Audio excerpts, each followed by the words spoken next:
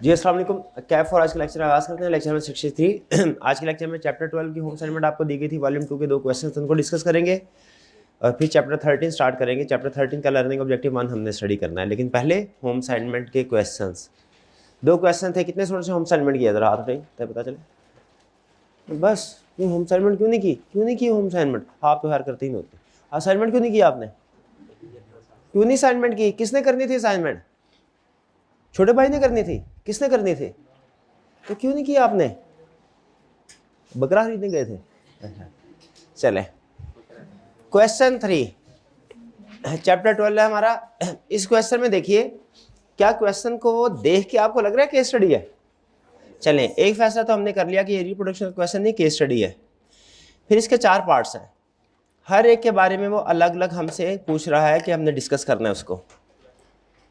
Start करते हैं question 3। अच्छा, इसमें देखिए रिक्वायरमेंट 4 सब पार्ट्स उसने बनाए हैं। रिक्वायरमेंट हर एक की उसने अलग अलग पूछी है, ठीक है। तो इसमें अमूमी तौर पे क्वेश्चन पढ़ के जो हम अंदाज़ा लगाते होते हैं कि ये किस चैप्टर का क्वेश्चन है, वो इसमें रिक्वायरमेंट में नहीं लिखा हुआ। जैसे discuss the validity of Numan's viewpoint, आपको पता है रिक्वायरमेंट बोलता है कि कॉन्ट्रैक्ट एक्ट के मुताबिक है बताओ, या पार्टनरशिप एक्ट के मुताबिक है बताओ, या निगोशिएबल इंस्ट्रूमेंट, या जो भी एक्ट है। अभी नहीं बताया इसने रिक्वायरमेंट में, तो कैसे पता चलेगा? क्वेश्चन को पढ़ के। शायद उसने इन्फॉर्मेशन में, क्वेश्चन की इन्फॉर्मेशन में कहीं पे किसी जगह से ये मेंशन कर दिया होगा। On 30 June 2021 Numan Salim Ahmed and Sana entered into a partnership for carrying on business of manufacturing and export of denim fabric under the name and style of the mask traders. सबसे पहले मुझे ये बताइए, ये पार्टनरशिप का क्वेश्चन है, ये पता चल गया आपको? किस लफ्ज़ से पता चला? पार्टनरशिप से। इसको अंडरलाइन कर लेना है। अच्छा, फिर इसके बाद मुझे ये बताइए, इसमें नेचर ऑफ बिजनेस उसने बताया हमें कि बिजनेस क्या कर रहे हैं। क्या पार्टनरशिप के क्वेश्चन में नेचर ऑफ बिजनेस रेलिवेंट हो सकता है हमारे लिए? कब रेलिवेंट हो सकता? कौन सा कंसेप्ट है जो रिलेट करता है इससे? कंपीटिंग बिजनेस वाला। शाबाश। और याद है कंपीटिंग बिजनेस वाला कंसेप्ट आपको, कि अगर पार्टनरशिप एग्रीमेंट में, पार्टनरशिप एक्ट नहीं बोला, पार्टनरशिप एग्रीमेंट में कुछ भी तय ना पाया हो, कुछ भी ना डिस्कस किया गया हो, तो क्या एक पार्टनर कंपीटिंग बिजनेस कर सकता है? कंपीटिंग मतलब सिमिलर बिजनेस नहीं कर सकता, और डिसिमिलर बिजनेस कर सकता है, यानी डिफरेंट बिजनेस वो कर सकता है। लेकिन अगर पार्टनरशिप में लिख दिया गया है कुछ, तो जो लिख दिया गया फिर वही अप्लाई होगा। भाई ऐसा ही ना, एग्रीमेंट में जो भी लिख दिया जाए वही अप्लाई।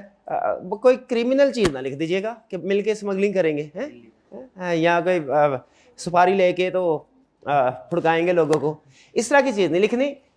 बाकी एग्रीमेंट में जो भी लिखेंगे वो सब अप्लाई होगा। Clear?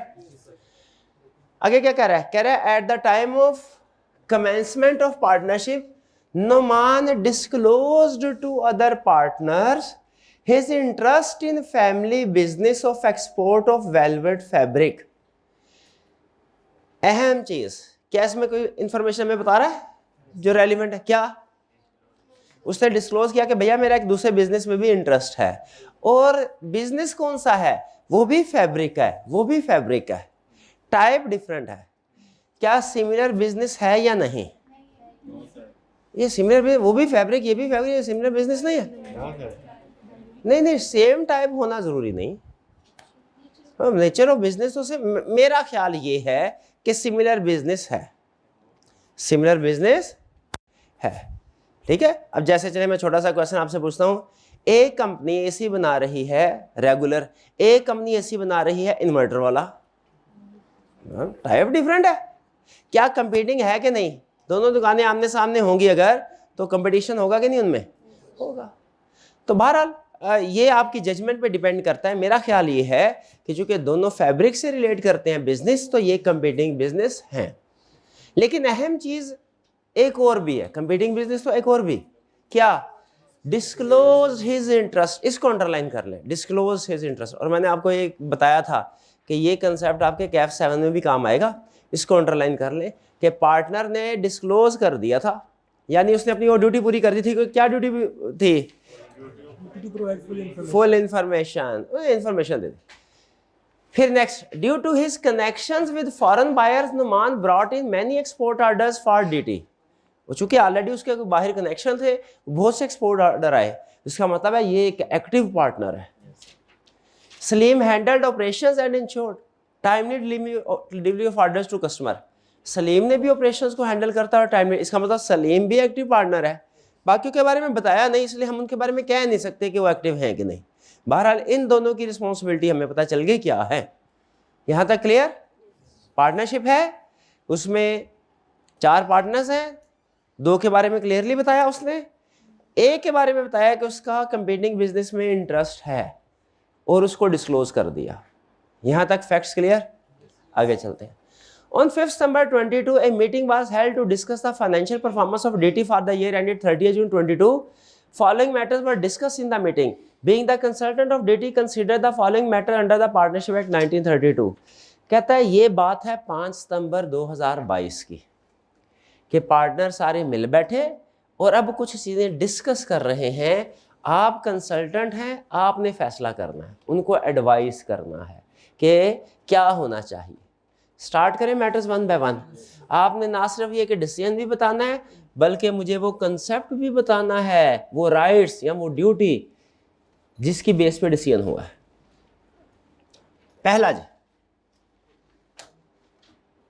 Profit for the year was determined after accruing Salim salary of ₹100,000। भागदौड़ करता है ना Salim per month for running DT's operation. Numan found this unjustified and demanded an equivalent salary for his efforts to establish DT's business। Numan ने कहा ये थोड़ा ही है कि तुम ही भागदौड़ करते हो, मैं भी तो एक्सपोर्ट ऑर्डर लेके आता हूँ, मेरे को भी सैलरी दो।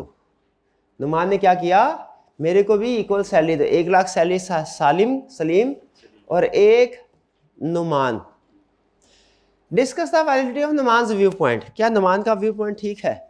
मेरा तो ख्याल है ठीक है, दोनों काम कर रहे हैं, दोनों को 1-1 लाख मिलना चाहिए। नहीं, हाँ ये सैलरी है, ये डिपेंड करता है, अगर तो पार्टनरशिप में एग्रीड हुआ सैलरी मिलेगी, फिर सैलरी मिलेगी, वरना किसी अगर पार्टनरशिप में एग्री नहीं हुआ किसी पार्टनर को सैलरी नहीं मिलेगी। ये क्लियर?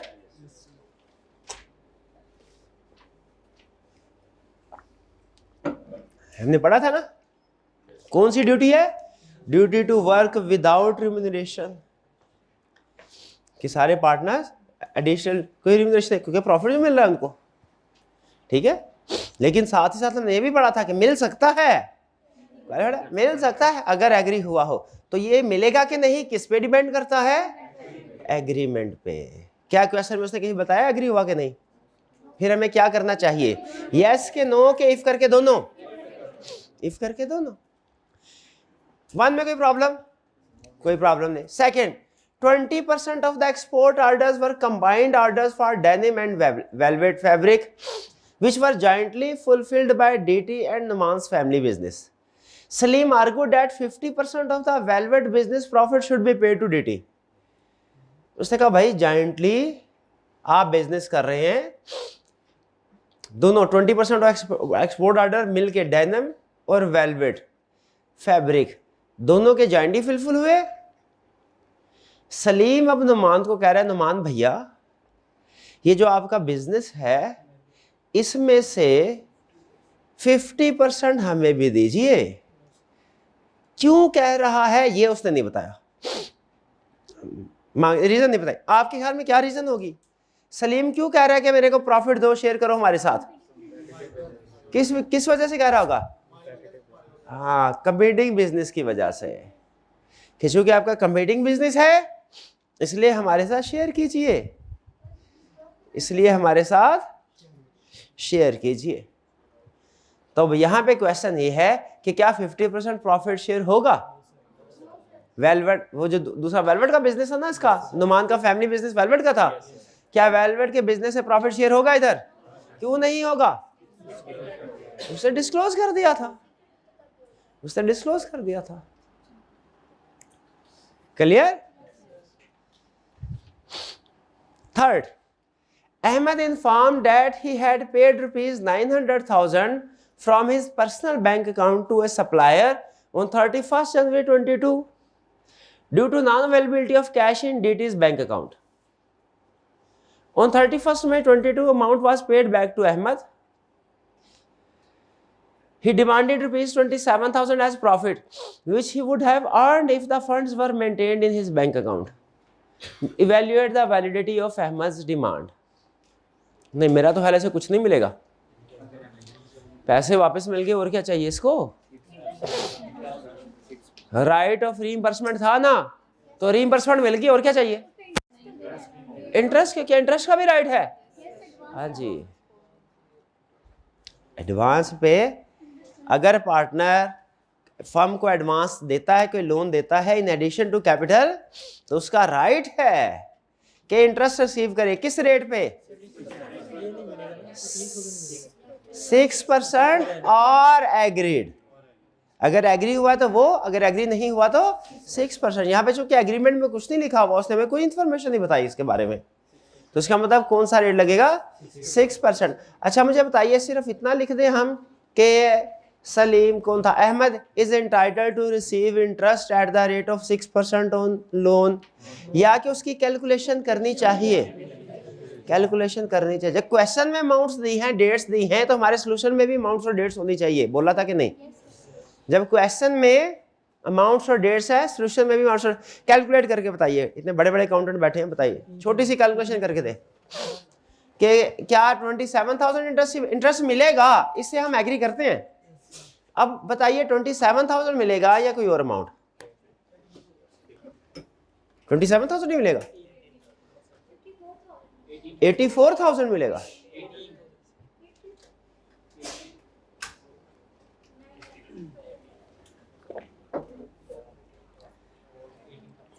$18,000 कैसे कैलकुलेशन की, 900,000 मल्टीप्लाइड बाय 0.06, और कब से, 31 जनवरी से क्या 31 मई तक, फरवरी मार्च अप्रैल मई, 4 महीने का, मल्टीप्लाई बाय 4/12 कितना, 18,000। तो भैया 27,000 तो नहीं देंगे हम तेरे को, कितना देंगे, 18,000।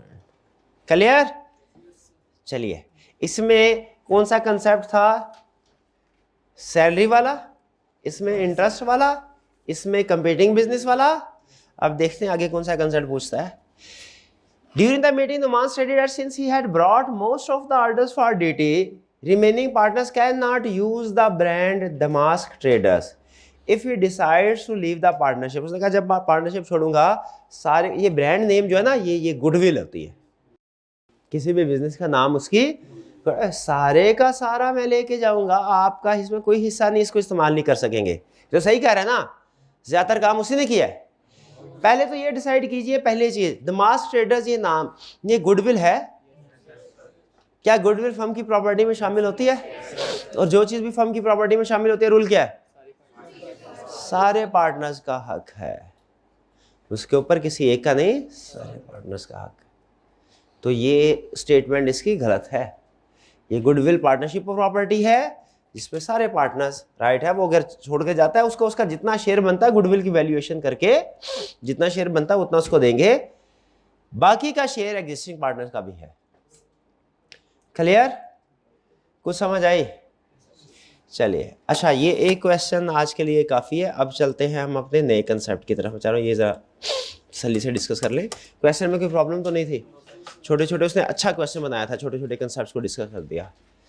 एक बहुत बड़ा क्वेश्चन जो एक ही कंसेप्ट पे बेस कर रहा है, उससे बेहतर है कि छोटे छोटे क्वेश्चन जो डिफरेंट कंसेप्ट्स टेस्ट कर रहे हो वो बना लिया जाए। बहरहाल लाइक आपकी मर्जी है, बड़ा क्वेश्चन भी पूछता है, छोटे छोटे भी पूछता है, हम तो हर तरह से तैयार है, कंसेप्ट पता हो तो।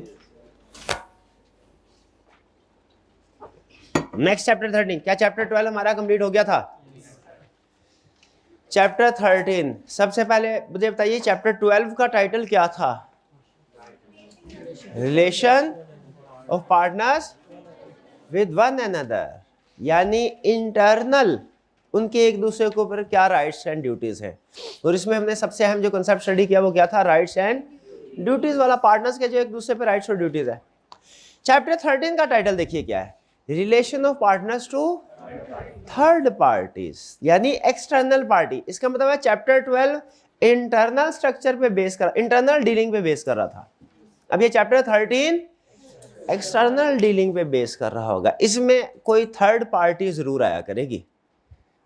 थर्ड पार्टी बताया था ना कौन सी होती है, पार्टनरशिप में पार्टनर्स के अलावा कोई भी पार्टी अगर होगी तो थर्ड पार्टी होगी। वो कोई कस्टमर भी हो सकता है, वो कोई सप्लायर भी हो सकता है, वो कोई बैंक भी हो सकता है। ज्यादातर बैंक आता है जिसने किसी एक पार्टनर को लोन दिया होता है और वो पार्टनर लेके भाग जाता है लोन। ज्यादातर थर्ड पार्टी में केस स्टडी में किसको यूज करेगा? बैंक। लेकिन कस्टमर भी थर्ड पार्टी है और सप्लायर भी थर्ड पार्टी है, तो रिलेशनशिप बताएगा। ठीक है। अच्छा, इसमें हम क्या सीखेंगे?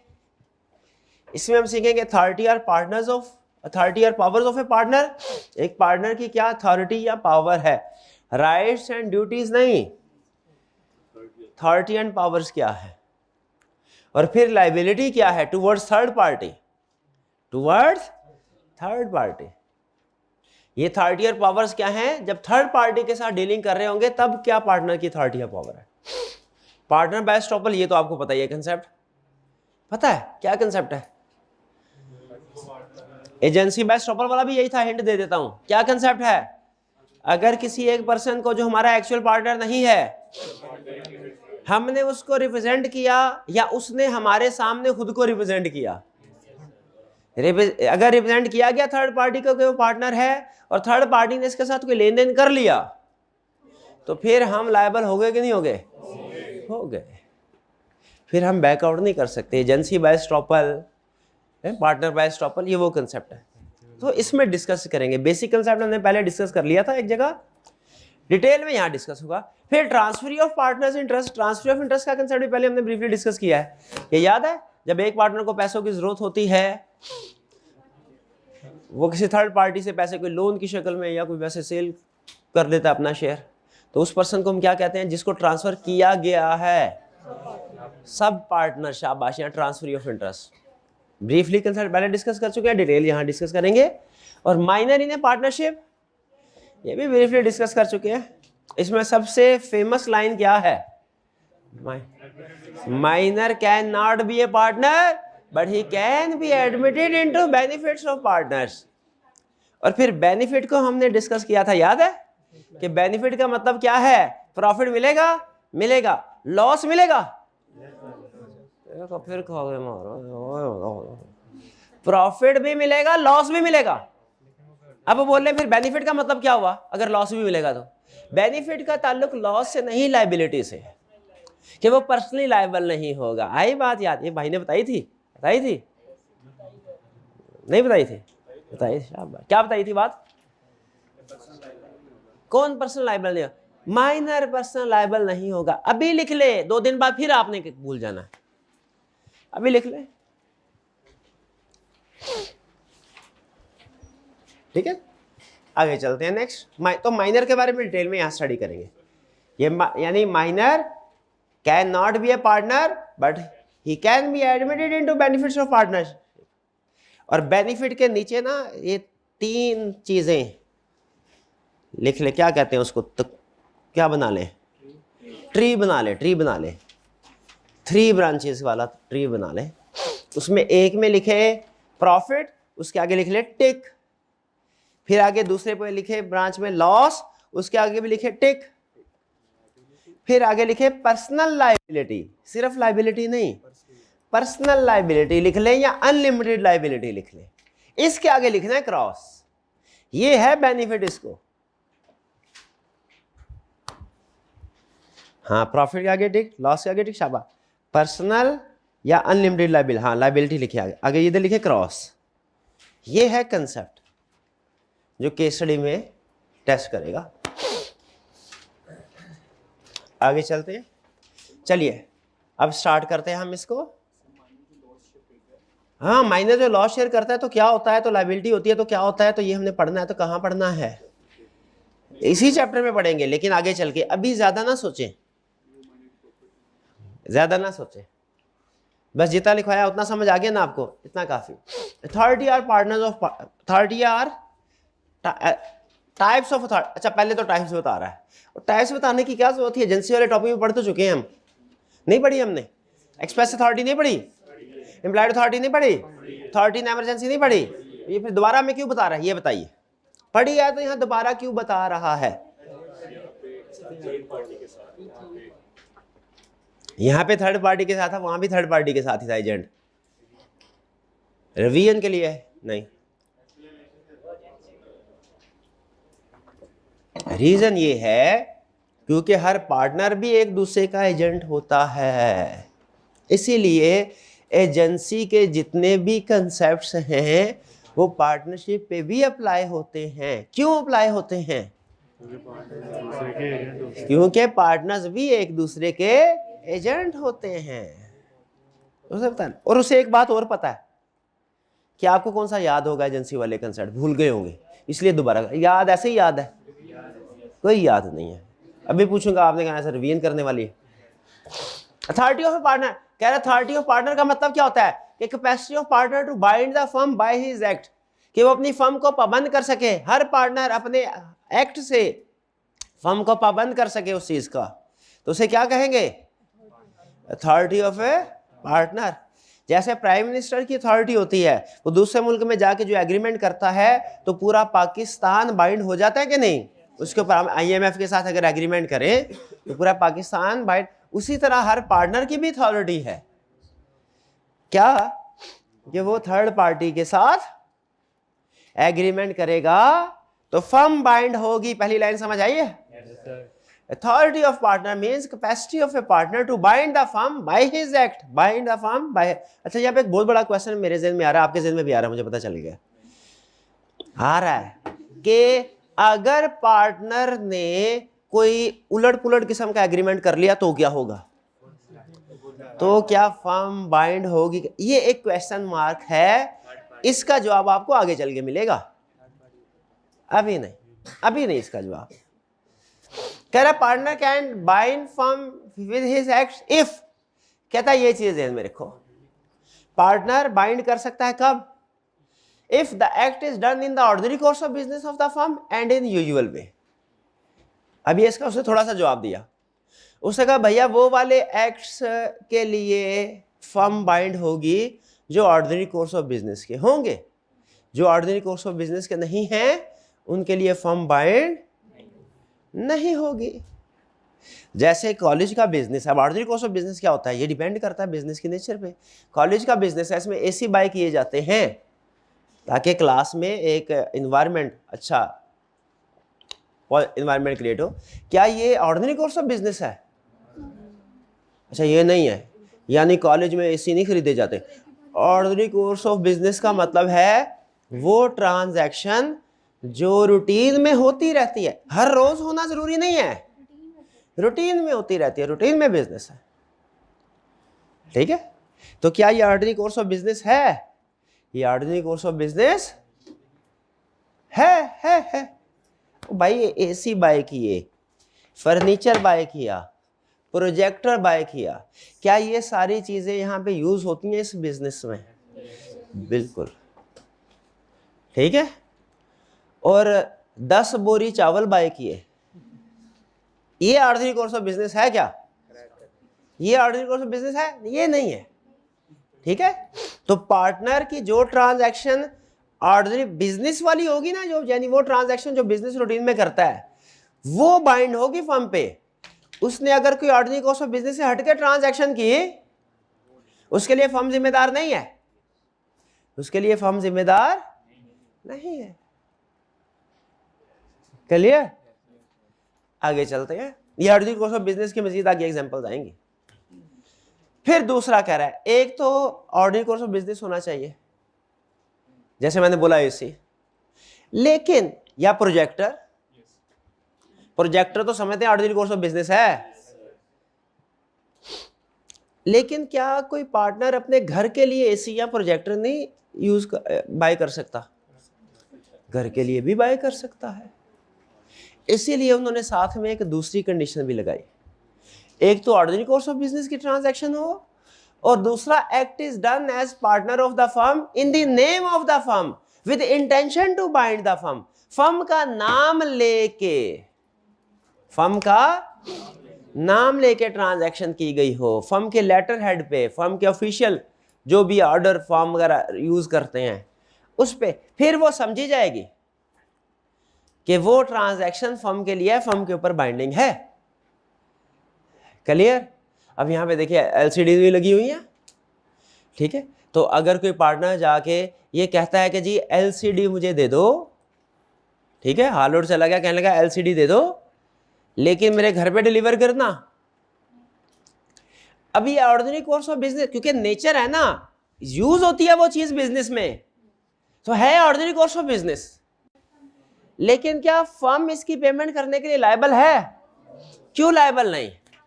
क्योंकि एक्ट इज डन एज, ये दूसरी वाली कंडीशन पूरी नहीं, नेम ऑफ द फर्म को यूज नहीं किया गया। नेम ऑफ द फर्म, इसमें इंटेंशन उसकी पर्सनल ट्रांजैक्शन की थी, फर्म के लिए नहीं थी। क्योंकि अगर फर्म के लिए इंटेंशन होती ना तो वो फर्म का नाम यूज करता, फर्म का एड्रेस देता कि भाई इधर चीज पहुंचाओ। वे समझ रहे हैं? तो आपने कोई ट्रांजैक्शन, एक पार्टनर ने ट्रांजैक्शन की, वो उसकी पर्सनल ट्रांजैक्शन है कि फर्म की ट्रांजैक्शन है, कैसे पता चलेगा? दो क्राइटेरिया। पहला क्राइटेरिया क्या है? ऑर्डिनरी कोर्स ऑफ बिजनेस हो, और दूसरा फर्म के नाम से, यानी इंटेंशन उसकी ये हो कि फर्म के लिए की जा रही है। और इंटेंशन कैसे पता चलेगी? इंटेंशन कैसे पता चलती है? सीटी स्कैन करने से पता चलती है ना दीवार, ऐसे नहीं है। न्यूरोसर्जन बताता है इंटेंशन क्या है, कैसे पता? एक्ट से पता चलता है, एक्ट से पता चलता है। ठीक है जी। तो यहाँ पे अगर वो फर्म का नाम इस्तेमाल कर लेता है तो इसका मतलब है उसका इरादा क्या है? उसका इरादा खतरनाक है।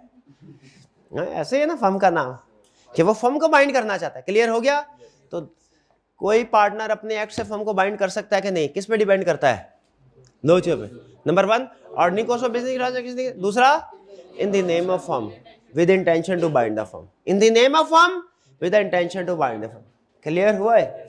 कह रहा है इस रूल के मुताबिक 3 तरह की अथॉरिटी, हमने कहा बस कर दो, समझ गए। एक्सप्रेस अथॉरिटी क्या होता है पता है आपको?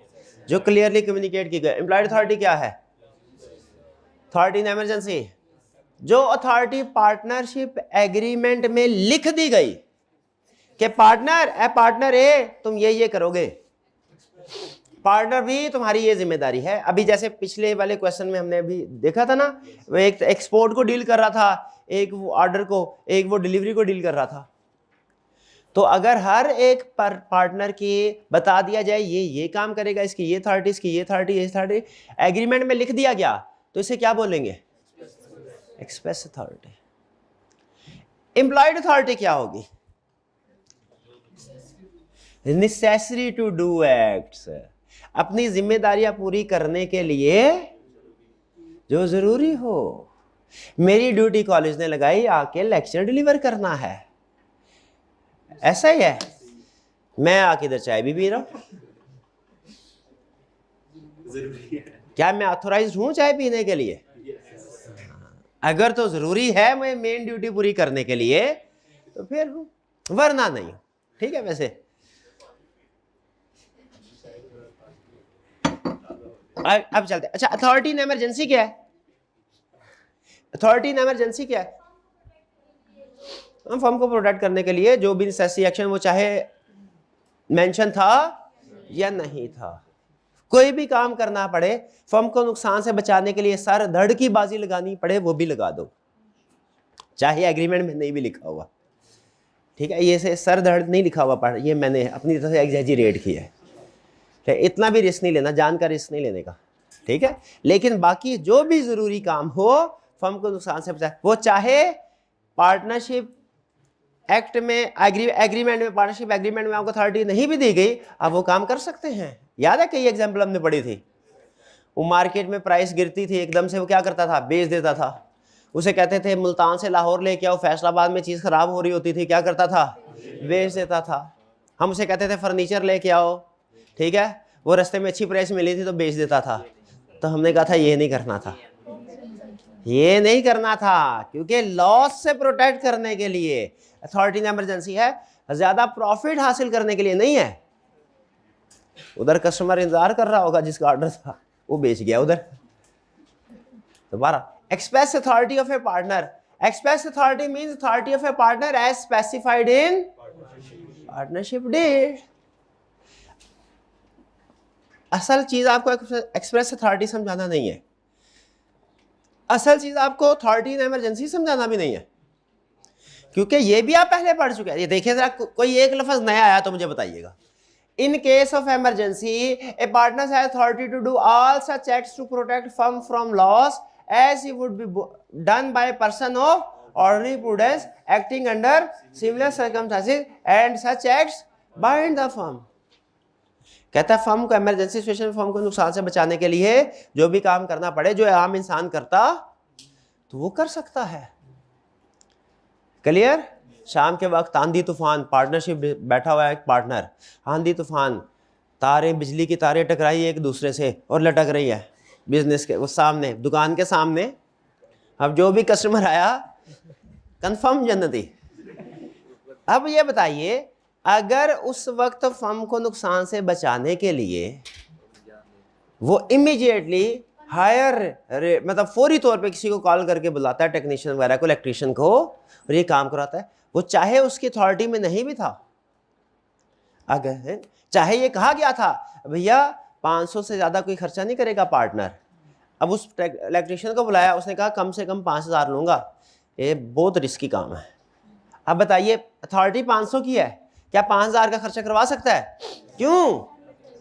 इमरजेंसी की वजह से।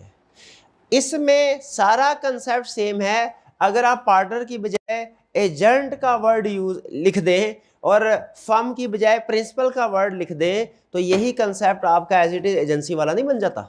वो भी बन जाता है। तो ये भी आपको पता है। असल चीज़ आपको ये नहीं समझानी थी। असल चीज़ क्या समझानी है फिर?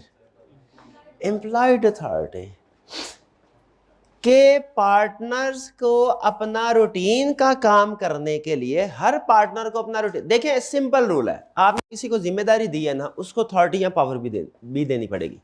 अगर आपने जिम्मेदारी दी है, अथॉरिटी या पावर नहीं दी ना, वो बंदा काम क्या कर सकेगा? कुछ नहीं कर सकेगा। तो हर रिस्पॉन्सिबिलिटी के साथ कोई ना कोई पावर या अथॉरिटी भी देनी पड़ती है। एग्री करते हैं? ठीक है।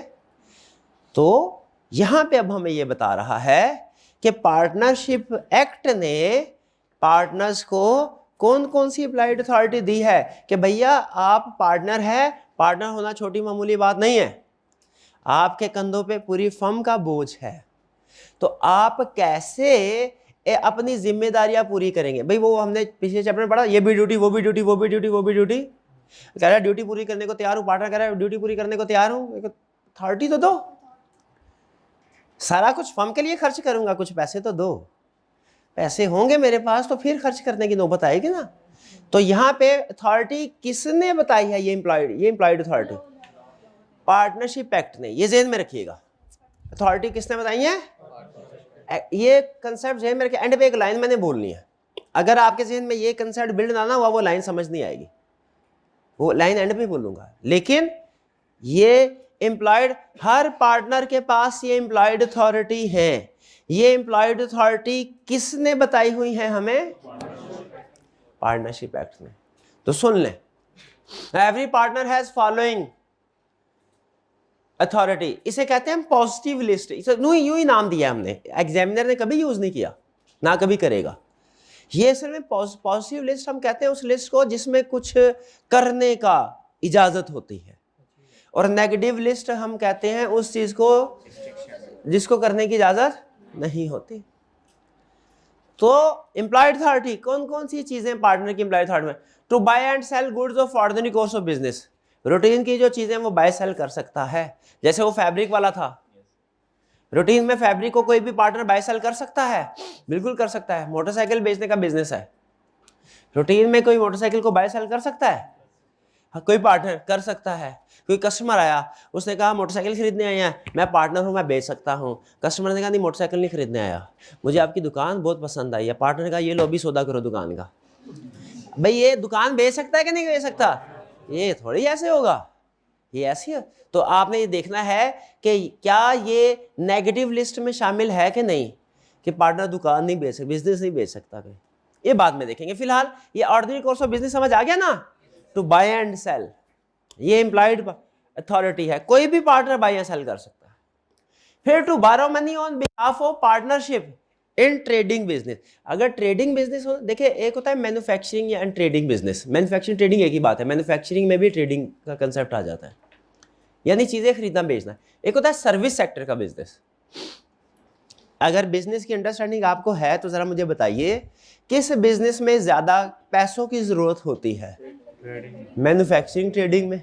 ट्रेडिंग बिजनेस, ट्रेडिंग मैन्युफैक्चरिंग को भी हम ट्रेडिंग बिजनेस ही ये पार्टनरशिप एक्ट में बोलते हैं।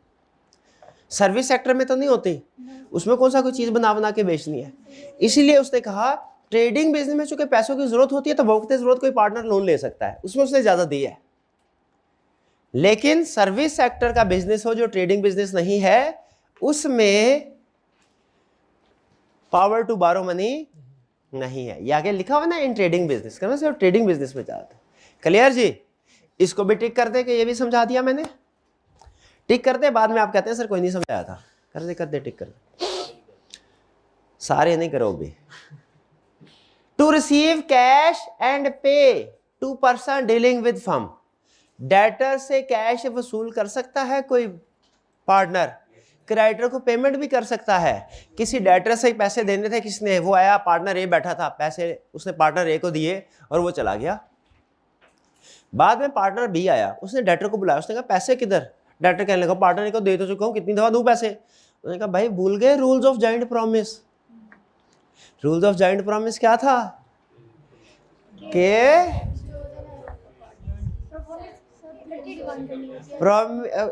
परफॉर्मेंस इकट्ठे डिमांड करनी होती है, सेपरेट सेपरेट नहीं कर सकते।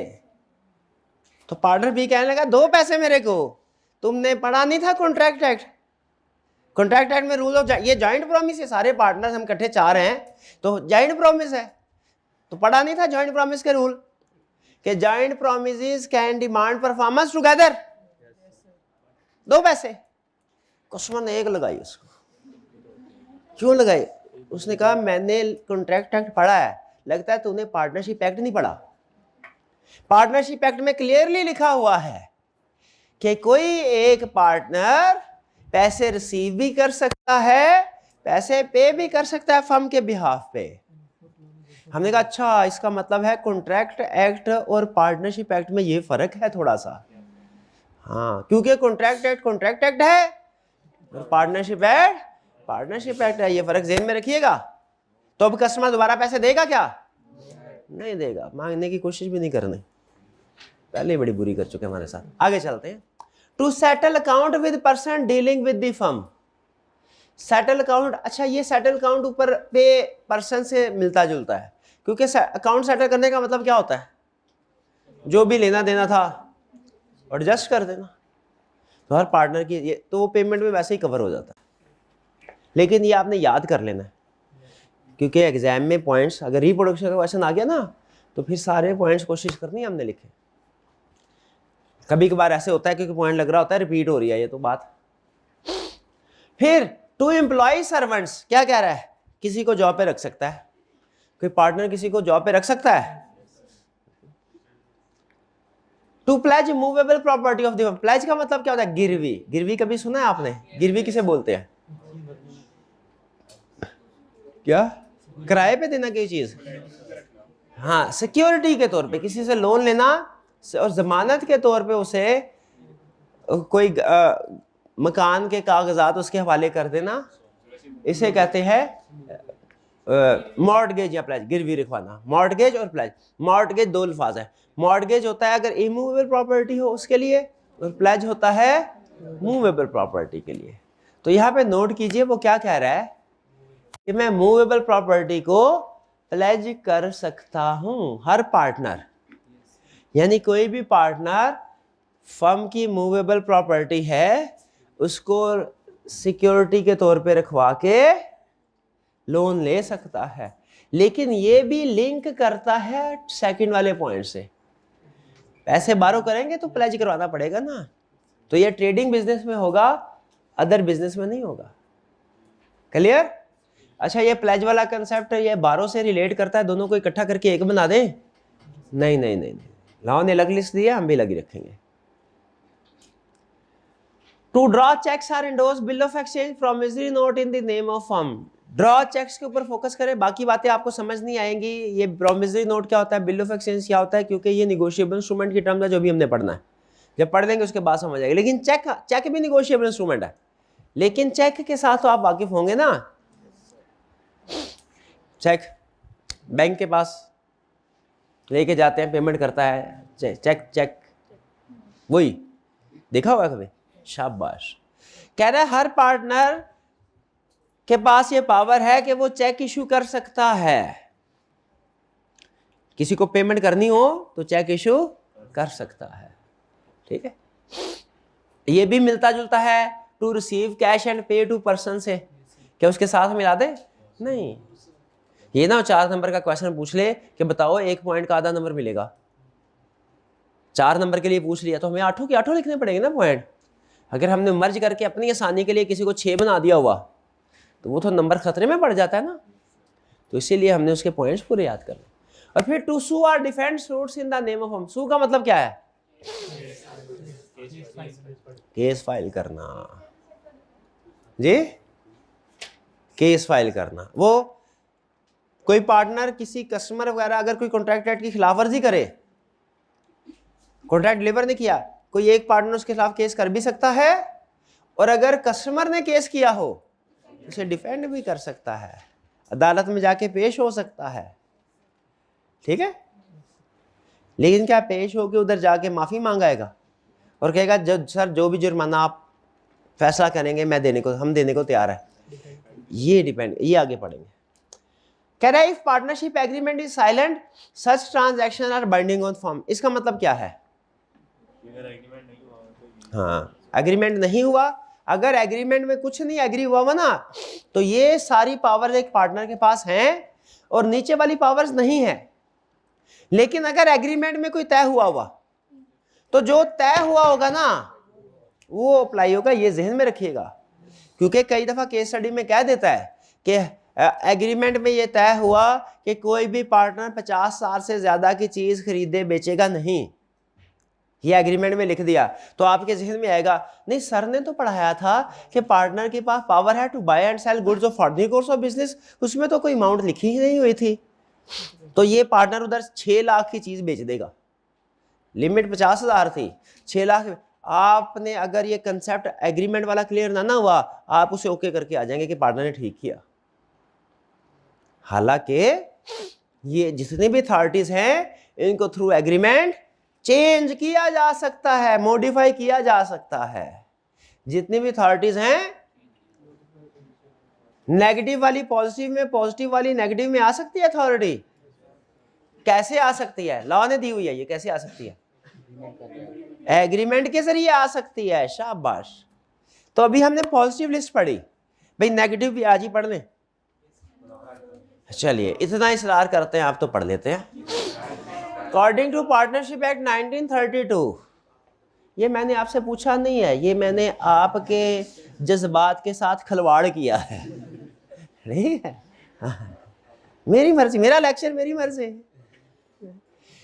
According to Partnership Act 1932, partner does not have following authorities power. Partner की ये अथॉरिटी नहीं है, ये वाली अथॉरिटीज हैं, ये वाली अथॉरिटीज नहीं। अब कौन सी अथॉरिटीज नहीं है? ये केस स्टडी में अमूमी तौर पे नहीं पूछता, लेकिन याद करनी है रिप्रोडक्शन के क्वेश्चन में अमूमी पूछ लेता है। तो बताने ये अमूमी तौर पे केस स्टडी के लिए है, रिप्रोडक्शन के लिए नहीं। ये अमूमी तौर पे रिप्रोडक्शन के लिए है, केस स्टडी के लिए नहीं। इसका मतलब क्या हुआ? इसका मतलब ये नहीं हुआ कि इसको याद करना है इसको नहीं करना, नहीं, याद दोनों को करना है। इसका मतलब ये हुआ इसके ऊपर ज्यादा फोकस करना है समझने के लिए, इसके ऊपर समझने के लिए कम फोकस करना है। Understanding up, memory down, memorisation down. यहां पे understanding level down, memorisation up. ये रट्टे वाला ज्यादा है मैं, ये केस स्टडी के लिए ज्यादा है मैं। लेकिन आई कैप कहीं से भी कुछ भी पूछ सकता है भैया, जिम्मेदारी मेरी कोई नहीं, इसलिए सारी चीजें पढ़ा रहा हूं। Submitted dispute of the firm to arbitration. Arbitration क्या होता है? पंचायत, कभी सुना पंचायत? इसी को बोलते हैं आर्बिट्रेशन। और पंचायत आप समझते होंगे कि सिर्फ हमारे ये गांव वगैरह में, रूरल एरिया में होती है? नहीं नहीं नहीं नहीं, इधर भी होती है। यूनियन काउंसिल वगैरह जो बनी होती है इलाके करीब, वहां पे होती है। बाज़ औक़ात ट्रेडर्स के आपस में डिस्प्यूट राइज हो जाए तो मार्केट के अंदर ही आर्बिट्रेटर होते हैं। ठीक है, वही तो आप फीस सेंटर गया, मोबाइल का कोई मसला था, उन्होंने कहा सर ऊपर छत पे चले जाएं, ऊपर ऑफिस है हमारा, सारी कंप्लेंट्स वहाँ डील होती हैं, ठीक है, कोर्ट जाने की ज़रूरत नहीं है। तो मैंने कहा ये तो बड़ी अच्छी बात है, वरना तो अदालत जाके केस फाइल करता ना, मैं कौन अदालत जाए, वो जितने का ज़्यादा पैसे वकील ले लेते। लेकिन फिर भी मैंने कहा ये तो अच्छी बात है कि कोर्ट जाने के बजाय इधर ही आर्बिट्रेशन हो जाए। अच्छा, लेकिन submit a dispute of the firm to arbitration, एक पार्टनर के पास ये राइट नहीं है कि अगर कोई डिस्प्यूट चल रहा है तो वो अकेला फैसला कर ले कि ये आर्बिट्रेशन के पास ले जाते हैं, सुलह सफाई के लिए ले जाते हैं। भाई अगर पार्टनर की मर्जी, वो चाहे तो कोर्ट में ले जाए, चाहे आर्बिट्रेशन में ले जाए, तो एक पार्टनर ये फैसला नहीं कर सकता कि ये डिस्प्यूट है ना, इसको मैं आर्बिट्रेशन के थ्रू रिजॉल्व करवाना है या कि कोर्ट के जरिए से। ये जो अथॉरिटी, एम्प्लॉयड अथॉरिटी की रिस्ट्रिक्शन है ना, इसका मतलब है कि एक अकेला पार्टनर ये फैसला नहीं करेगा। अगर होना है तो मेजॉरिटी ऑफ पार्टनर के जरिए से फैसला होगा। जो एम्प्लॉयड अथॉरिटी है ना, वो अकेला पार्टनर भी फर्म को बाइंड कर सकता है। जो रिस्ट्रिक्शन ऑन एम्प्लॉयड अथॉरिटी है, ये क्या है? अकेला पार्टनर फर्म को बाइंड नहीं कर सकता, फर्म को बाइंड। ठीक है जी। Open a bank account on behalf of the firm in his own name, क्या कोई अकेला पार्टनर अपने नाम से फर्म का अकाउंट खोल सकता है कि फर्म के नाम का बैंक अकाउंट खोल दो, साइन सिर्फ मेरे होंगे? वो सारे पैसे उधर ले जाता रहेगा। वो तो अकेले पार्टनर की अथॉरिटी नहीं है। ठीक है। हाँ, तो फिर कैसे अकाउंट खुलेगा? Majority of partner. अच्छा, ये नोट कीजिए, अकाउंट, अकेला पार्टनर अकाउंट नहीं ओपन कर सकता, लेकिन जब अकाउंट ओपन हो जाए उसके बाद चेक इशू कर सकता है अकेला पार्टनर। नोट किया आपने ऊपर? कहां था ये चेक वाली बात? 7 टू ड्रॉ चेक। क्लियर होगी ये बात? इसको भी टिक कर दें। आपने बाद में मुकर जाने के, मैंने नहीं पढ़ाया। एम्प्लॉयड अथॉरिटी को भी कर दें। असल में टिक लगने से ना साइकोलॉजिकली एक कंफर्ट मिल जाती है कि ये हमने पढ़ा हुआ है, समझा हुआ है। रिवीजन करते हुए ना आप कंफर्ट फील करेंगे, वरना बिल्कुल सीधा सफा आ जाए ना, ब्लैंक, मतलब ब्लैंक, कुछ टिक ना लगाओ, लगता है कोई नई चीज़ है। तो टिक लगे होंगे तो आपके माइंड को ये मैसेज आएगा ये मैंने पढ़ा हुआ है, समझा हुआ है, सिर्फ रिवाइज करना है, इसलिए टिक लगवा रहा हूँ। फिर उसके बाद कंप्रोमाइज आर रिलिंक्विश, इतने मुश्किल अल्फाज, इतने मुश्किल अल्फाज, कोई बात नहीं, हमने कौन सा याद करना समय, हमने तो रट्टा लगाना है। Compromise or relinquish any claim or portion of claim by firm. Compromise का मतलब क्या है? वो जो हमने पढ़ा था वो टाइप्स, वेव कर देना, रिमिट कर देना। क्या एक कंपनी पार्टनरशिप के खिलाफ केस है या पार्टनरशिप में दूसरों के खिलाफ केस फाइल किया, एक पार्टनर उसको कंप्रोमाइज कर सकता है, वेव कर सकता है, रिमिट कर सकता है। कंप्रोमाइज कर ले, आओ भाई ए पार्टी मुखालिफ पार्टी, आओ आके सेटलमेंट कर लेते हैं, बैठ जाते हैं। सारे पार्टनर्स को इत्तेमाद में लेना पड़ेगा। ये बात समझ आई? Compromise or relinquish any claim or portion of claim by firm. कोई क्लेम हो, किसी से पैसे लेने हो, एक पार्टनर कह सकता है जा भाई माफ किया तेरे को, फर्म मेजॉरिटी की बेस पे, एक पार्टनर की अथॉरिटी नहीं है। पैसे लेने हो ना, लेने हो, वो एक पार्टनर ले सकता है, लेकिन वेव करना हो, रिमिट करना हो, कंप्रोमाइज करना हो, कंप्रोमाइज का मतलब ये होता है ना पैसे छोड़ना, और कंप्रोमाइज में कोई चीज छोड़ते ही है ना, और क्या कंप्रोमाइज होता है? ये थोड़ी है कि मेरी सैलरी 1 लाख थी और प्रिंसिपल साहब ने कहा 1,25,000 दे, तो मैं कहा कोई बात नहीं कंप्रोमाइज कर लेता हूँ मैं 1,25 के साथ भी। कंप्रोमाइज तो 75 के साथ होगा ना, 1,25 के साथ कंप्रोमाइज थोड़ी होगा। फिर withdraw a suit or proceeding filed on behalf of firm. अगर आप सिर्फ बोल्ड, आपने नोट किया कुछ वर्ड बोल्ड हुए हैं, सिर्फ यही याद कर लेना कीवर्ड, वर्ड टू वर्ड याद करने के, तो आपको जेहन में बैठ जाएगा। बाकी 3-4 दफा पढ़ेंगे तो आपको पता चल जाएगा भाई ये हेडिंग है, जो ना हेडिंग, हेडिंग बता दे यार मेरे को, भाई बाकी तरह भाई संभाल लेगा हेडिंग, ये वो चीज़ है, ये वो चीज़ है। विड्रॉ ए सूट, अच्छा नोट कीजिए कि केस फाइल करना होना वो गिरा कर सकता है, लेकिन अगर केस वापस लेना है वो अकेला नहीं कर सकता। Acquisition of immovable property on behalf of the firm, जो मूव जो था ना ऑर्डिनरी कोर्स ऑफ बिजनेस की चीज, एसी, प्रोजेक्टर, फर्नीचर, मार्कर, ये एक पार्टनर कर सकता है, ऊपर लिखा हुआ है। गुड्स, यहां पे गुड्स से क्या मुराद है? अकाउंटिंग में पढ़ते होंगे गुड्स इन्वेंट्री या बिजनेस में जो चीज रिलेटेड। लेकिन इमूवेबल यानी फिक्स एसेट बोलते हैं इसको अकाउंटिंग में, आप इमूवेबल को फिक्स एसेट बोलते हैं ना, ये नहीं खरीद सकता। इन्वेंट्री या कोई बिजनेस के रूटीन में इस्तेमाल होने वाली चीज, ये एक पार्टनर खरीद सकता है। इमूवेबल प्रॉपर्टी नहीं खरीद सकता, एक्वायर नहीं कर सकता। और फिर transfer immovable property belong, transfer का मतलब डिस्पोज, सेल भी नहीं कर सकता। इमूवेबल प्रॉपर्टी बाय भी नहीं कर सकता, सेल भी नहीं कर सकता। लेकिन रूटीन वाली बाय भी कर सकता है, सेल भी कर सकता है। समझ आ रही है? उस वाली पावर में और ये नीचे वाली पावर में क्या फर्क है? वो ordinary course of goods, goods of ordinary course of business है, और ये इमूवेबल प्रॉपर्टी है। कुछ समझ आए? फिर enter into partnership on behalf of the firm. एक पार्टनरशिप किसी दूसरी पार्टनरशिप के साथ पार्टनरशिप कर सकती है। ये पहले बताएं, लाइन समझ आई कि नहीं आई? पार्टनरशिप सिर्फ नेचुरल पर्सन्स की नहीं, बल्कि डिफरेंट पार्टनरशिप की भी पार्टनरशिप हो, इंडिविजुअल्स की तो होती है, पार्टनरशिप की भी पार्टनरशिप होती है, बल्कि इवन कंपनीज की भी पार्टनरशिप। आपने शायद सुना वो जॉइंट वेंचर वगैरह। हाँ जी। तो एक पार्टनर अकेला फैसला नहीं करेगा हमें किसी दूसरे बिजनेस के साथ मिलना है कि नहीं मिलना, ठीक है? एक अकेला पार्टनर ये फैसला नहीं करेगा। ये मर्जर नहीं होता। मर्जर में तो पुरानी एंटिटीज खत्म हो जाती हैं। ये असल में दो पार्टनरशिप डिफरेंट है, वो डिफरेंट ही रहती हैं, लेकिन कोई मिलके किसी एक जगह पे काम कर रही होती हैं। ये अमूमी तौर पे इंटरनेशनल लेवल पे ज़्यादा होता है। जैसे फ़र्ज़ कीजिए पाकिस्तान ने किसी कॉन्ट्रैक्टर को दुबई में बिल्डिंग कंस्ट्रक्ट करने का कॉन्ट्रैक्ट दिया गया बिल्डर को। अब चूंकि वहाँ के लॉज डिफरेंट है, वहाँ पे किससे सामान खरीदना है, क्या स्ट्रक्चर, यहाँ पे जो पाकिस्तान में बंदा होगा या पार्टनरशिप फर्म होगी उसको तो इतना अंदाज़ा नहीं होगा। तो फिर यहाँ की फर्म्स क्या करती हैं, उधर लोकेलिटी में कोई जो लोकल पार्टनरशिप होती है उसके साथ मिल जाती हैं। मिल के ये नहीं होता कि नई पार्टनरशिप क्रिएट, मतलब नए पार्टनर, नहीं, वो मिल के ये कहते हैं सर जब तक ये प्रोजेक्ट कंप्लीट नहीं होता ना, हम आपस में ये काम मिल के काम करते हैं, जो भी प्रॉफिट होगा वो 60-40 की रेशो से या जो भी रेशो उससे कर लेंगे।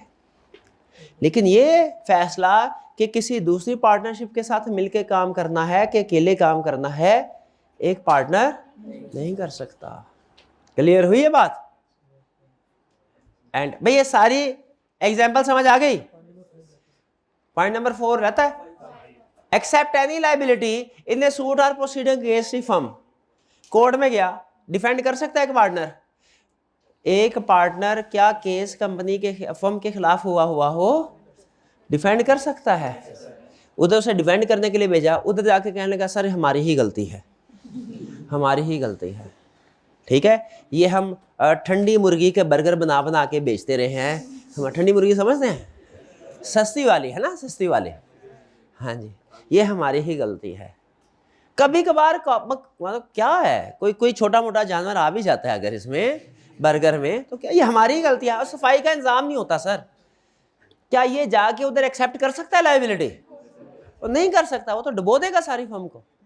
इसीलिए उन्होंने कहा कि उधर जाके एक्सेप्ट लायबिलिटी नहीं कर सकता। उधर किसी ने कहा, कस्टमर ने कहा सर मुझे हर्जाना अदा करें 50,000 का। उन्होंने कहा ठीक है मैं देता हूँ 50,000 के लिए मुझे बुलाया तुमने, ये लो, ताकि आइंदा से मुझे पेशी पे ना आना पड़े। है? क्या लायबिलिटी एक्सेप्ट कर सकता है? केस स्टार्ट कर सकता है, डिफेंड भी कर सकता है, विड्रॉ भी नहीं कर सकता, उसमें कोई लायबिलिटी भी एक्सेप्ट नहीं कर सकता। डन जी? अच्छा वो क्या था जो बात मैंने बतानी थी, क्या बोला था मैंने? क्या नहीं, उस लाइन किस कंटेक्स्ट में बोला था कि क्या कर रहा है, कि जिससे क्या होगा, एक लाइन ऐसी बोलनी है जिससे क्या होगा। हाँ हाँ हाँ हाँ, आगे याद आ गया। पार्टनरशिप, ये सारी पावर्स, ये सारी एग्जांपल्स किसने दी हुई हैं? एक्ट ने। ये है पॉजिटिव, ये है नेगेटिव। पॉजिटिव का मतलब हर पार्टनर, इंडिविजुअल पार्टनर ये काम कर सकता है, फर्म जिम्मेदार होगी। नेगेटिव के ये पावर नहीं है, इंडिविजुअल पार्टनर नहीं कर सकता। लेकिन याद रखें, थ्रू पार्टनरशिप एग्रीमेंट आप इसे मॉडिफाई कर सकते हैं। यानी इधर की एग्जाम्पल को पॉजिटिव की एग्जाम्पल में नेगेटिव में ला सकते हैं, और नेगेटिव की एग्जाम्पल को पॉजिटिव में ला सकते हैं। लेकिन कैसे? एग्रीमेंट के जरिए से। अब ये एक लाइन आपको पढ़ाना चाहता हूं, ये नीचे ये लिखा हुआ है, ठीक है। Partners can further restrict employed authority. Restrict employed authority का मतलब क्या है? इसको कम कर देना। रिस्ट्रिक्ट का मतलब इसको कम कर देना, इसको चेंज, इस वाली अथॉरिटी को चेंज कर देना।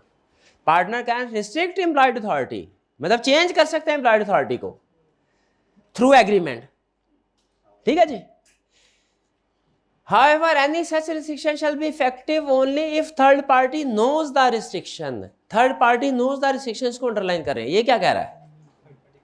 मुझे बताइए, थर्ड पार्टी घर से पार्टनरशिप एक्ट पढ़ के आई है, तो वो एज्यूम करेगी कि बाय या सेल करने की पावर है पार्टनर के पास। पार्टनर्स ने आपस में एग्रीमेंट किया हुआ है कि कोई भी पार्टनर 50,000 से ज़्यादा की चीज़ नहीं खरीदे बेचेगा।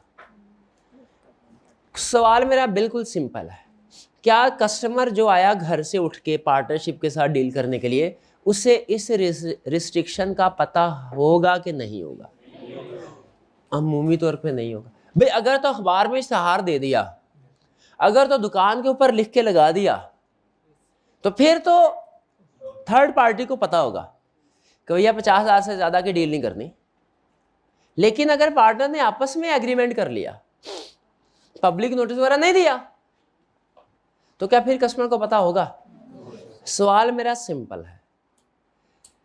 पार्टनर की रिस्ट्रिक्शन लगाएगी 50,000 से ऊपर की सेल परचेज कोई नहीं कर सकता। कस्टमर आया, कस्टमर ने 1.5 लाख का एग्रीमेंट कर लिया पार्टनर के साथ, क्या ये कॉन्ट्रैक्ट पूरा करना फर्म के लिए ज़रूरी है, लायबल है फर्म के? नहीं, डिपेंड करता है किस पे? थर्ड पार्टी को नॉलेज रिस्ट्रिक्शन का था कि नहीं।